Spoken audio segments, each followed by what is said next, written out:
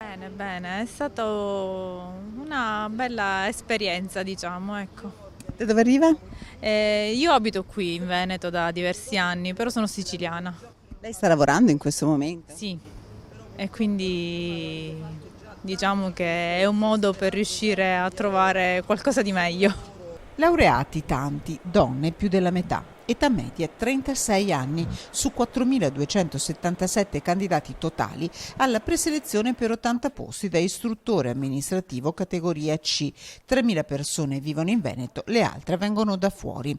L'obiettivo per tutti è puntare dritto dritto ai 1.300 euro al mese per 36 ore settimanali messe a concorso del Comune di Padova.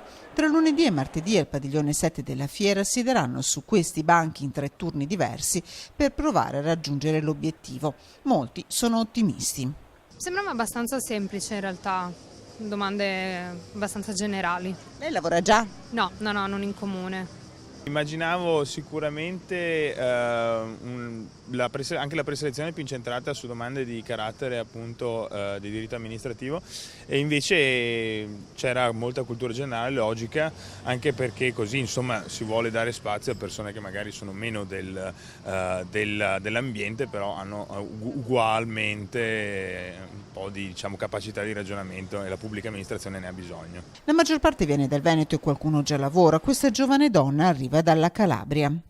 Sì, alcune domande più fattibili di altre invece un po' più impegnative. Treno a che ora? Nel pomeriggio dopo le 15. Spera che arrivino buone notizie. Sì, dai, speriamo. Lei lavora per caso? No, disoccupati.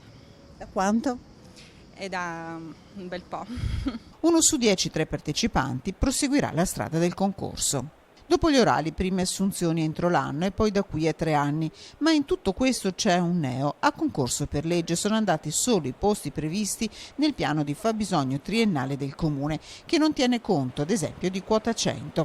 Il 1° agosto andranno in pensione con quota 100 i primi 30 dipendenti comunali. Entro fine anno dovrebbero essere 120 su circa 1.700. Noi quel posto, per riassegnarlo, dobbiamo rimetterlo a bando, quindi tutto l'impegno, le energie e anche la complessità che ha mettere in piedi un concorso come questo devono essere rimesse di nuovo in pista, perché la normativa in questo momento non ci permette di tenere delle graduatorie un po' più allungate. Tutto da rifare, insomma, e nuovi costi. Questa nuova stagione di concorsi al via, questo e quello per i nidi e materne, al Comune costerà 40.000 euro.